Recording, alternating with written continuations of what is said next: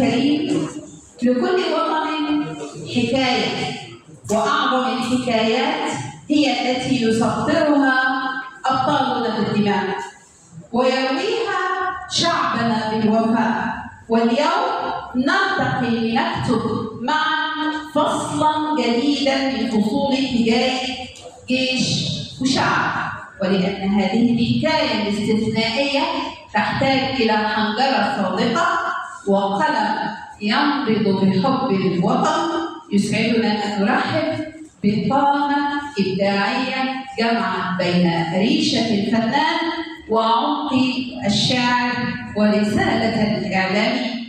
رحبوا معي بمؤسس صالون المصري الثقافي ورئيس لجنة الأدب بأتيليه فناني العالم، وعضو جمعية أصدقاء المحارب المصري ورئيس اللجنة الثقافية الأدبية الذي ترجم دعمه المعنوي والإنساني لأبطالنا إلى مواقف وإبداع ملموس.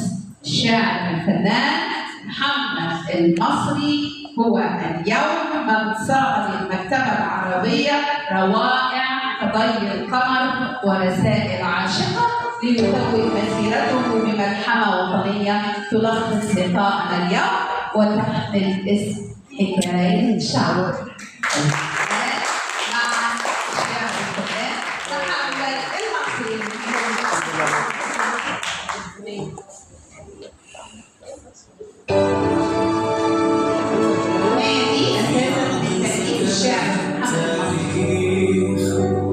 وقف الشعب يوما يحلم بالأمان، وكان الجيش درعا يحمي الحلم، وصوتا يقول هنا وطن لا ينهار.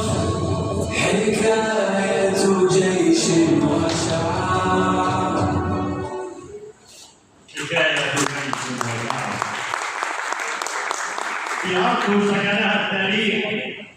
وقف الشعب يوما يحلم بالأمان، وكان الجيش درعا يحمي الحلم، وصوتا يقول هنا وطن لا ينهار.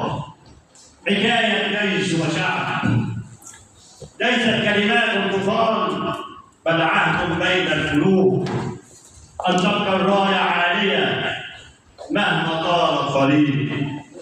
حين اشتدت الأيام كان الجندي يسهر على الحدود، وكان الشعب